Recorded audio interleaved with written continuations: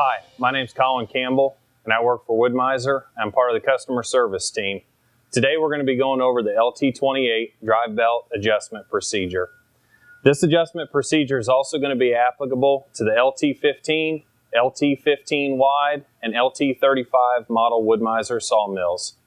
The first thing that we need to do today is remove this access cover plate so that we can see our drive belt. It's got two 7/16 head drive bolts on it, so you'll need a 7/16 socket and ratchet to remove it. You'll only need to loosen the bolts to remove the bracket. It is slotted. Now that we've got our drive belt exposed through this small hole in the top, what we need to do is tension our drive belt. Now that I've tensioned my drive belt, I'm going to use my drive belt adjustment tool to check the tension of the belt. So the way that I'm going to do that is I know on this mill it needs to be 7/16 of an inch at 14 pounds.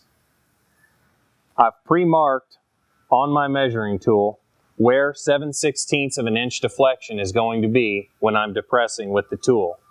What I'll do is I'll place the rubber stopper in the palm of my hand and place the tool on the center of the tensioned belt.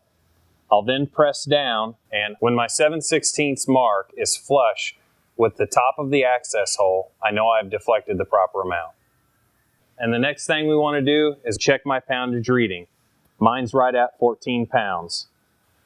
If your belt tension isn't correct, what you'll do is come around to the back side of the mill from the operator's position, and we're going to adjust the linkage jam nuts and hex nuts in order to reach the proper tension.